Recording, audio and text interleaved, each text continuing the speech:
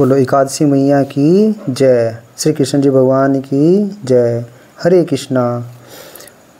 वैशाख कृष्ण पक्ष की वर्तनी एकादशी की व्रत कथा। भगवान श्री कृष्ण जी ने कहा कि हे पांडुनंदन, अब मैं तुम्हें वर्तनी एकादशी का व्रत का महत्व मैं सुनाता हूँ। सुनिए।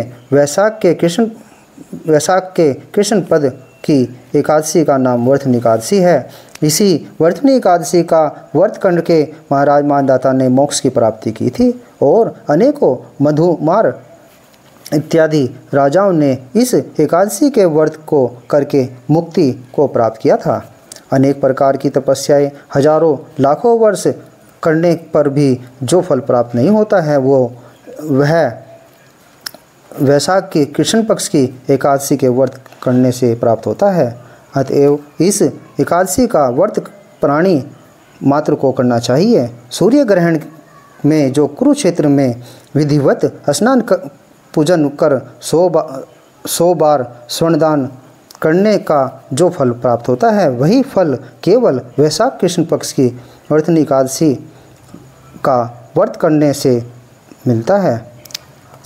श्रद्धा और भक्ति के साथ इस वर्तनी एकादशी का व्रत करने वाले के समस्त मनोरथ पूर्ण हो जाते हैं और वह इस लोक में रहकर सुख और ऐश्वर्य का भोग करता है और अंतकाल में स्वर्ग सुख को पाता है।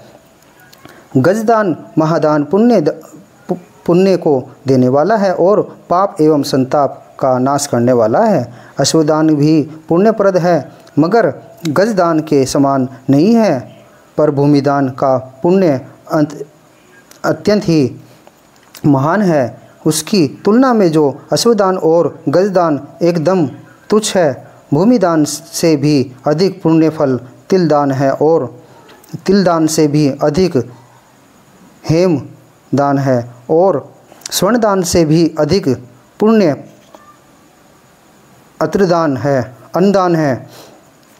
अन्नदान महादान अक्षय फलों को देने वाला है। इसके समान पुण्य संचय करने वाला अन्य कोई दान नहीं है। यद्यपि भूमि ही माता स्वरूप है, यही सब पदार्थों को उत्पन्न कर जगत का पालन करती है और यही देवता, दैत्य, यक्ष, गंधर्व और मनुष्यों को पालने वाली है।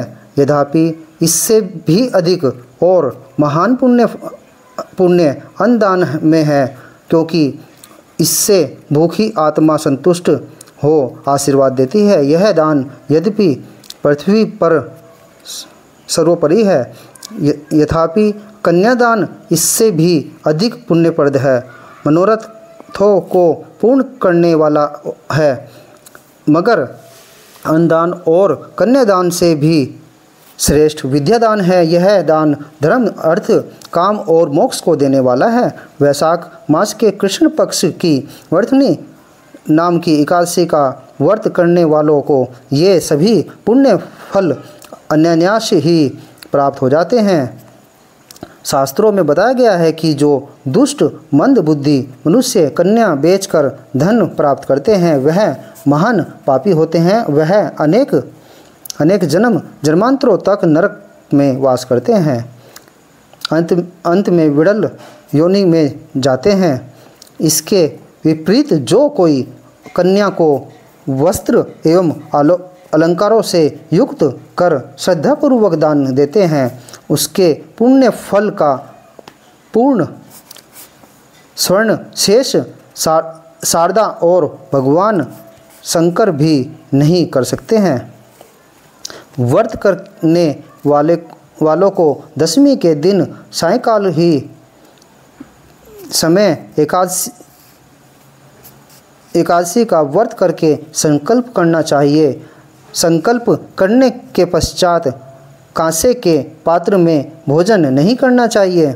मांस, मसूर, कोंदो, सावा, शाक, मदिरा, दूसरे का झूठा अथवा बारंबार भोजन नहीं करना चाहिए। साथ ही साथ मन को एकाग्रह कर शांतिपूर्वक रहना चाहिए।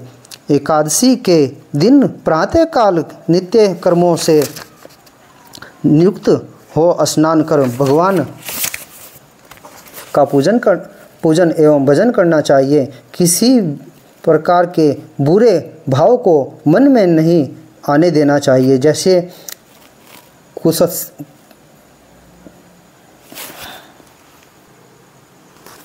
कुत्सित कार्य, जुआ, चोरी, झूठ बोलना और मैथुन इत्यादि न करना चाहिए। शांति से सात्विक बुद्धि धारण कर भगवान का भजन करना चाहिए। दिन एवं रात किसी भी समय निद्रा के वशीभूत नहीं होना चाहिए, बल्कि जागरण कर भगवान के समस्त नित्य गीता आदि करके भगवान की आराधना करनी चाहिए। इस प्रकार वर्तुनी एकादशी का व्रत करने वालों के सभी पाप नष्ट हो जाते हैं। इस कथा के पढ़ने एवं सुनने वालों को हजारों गोदान का फल मिलता है और अंत में विष्णु लोक को प्राप्त होते हैं। बोलो एकादशी मैया की जय।